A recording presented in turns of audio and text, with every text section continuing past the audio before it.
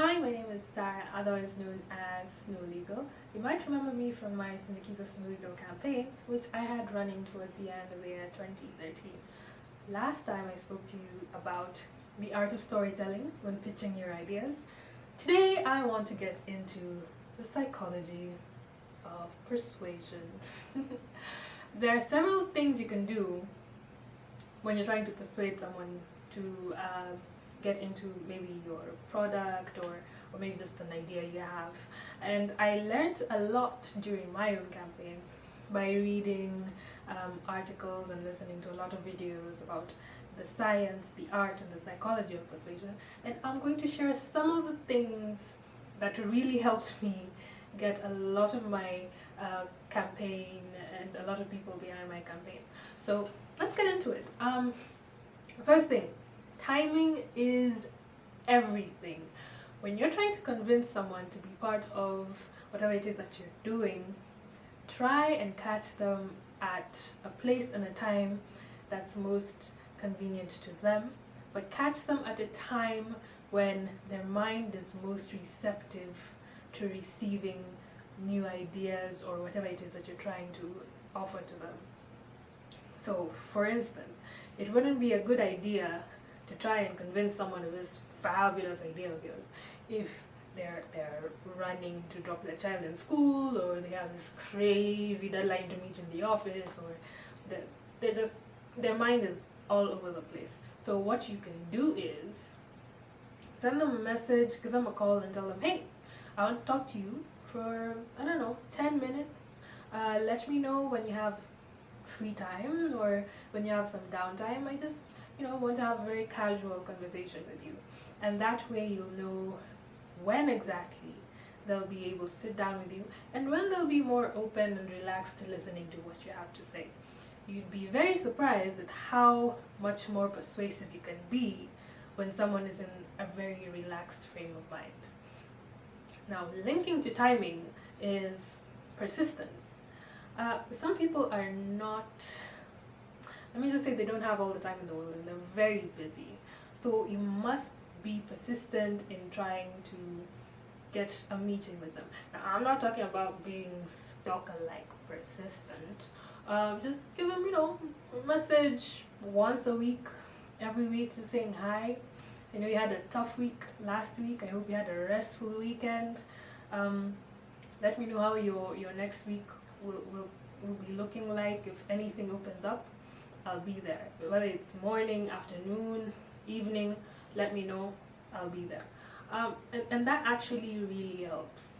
So long as you're persistent and you keep asking them, nicely when they have free time, then they're more likely to sit down with you, and they're more likely to see that, you've been really consistent with this thing.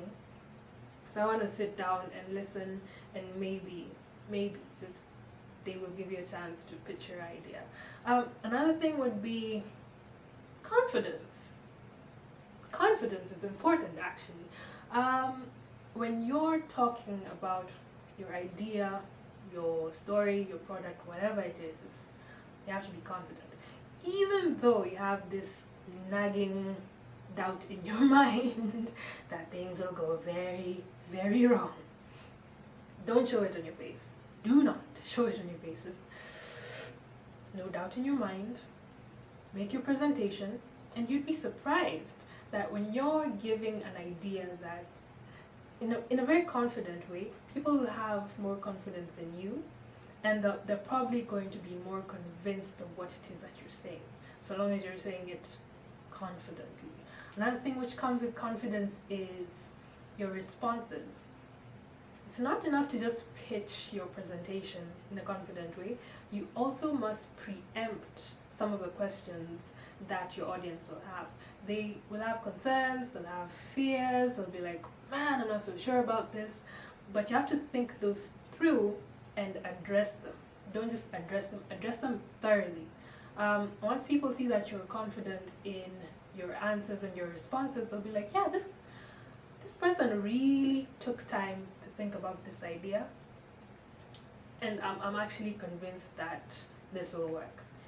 Even though you're not convinced yourself, just don't show it, but be confident. The last thing I'll share with you for today would be influence. You'd be very surprised. Most people who will say no to you for the first time could get convinced to say yes to your idea through influence. Now, here's the thing. An influential person in someone's life will convince them to do something that they ordinarily won't do.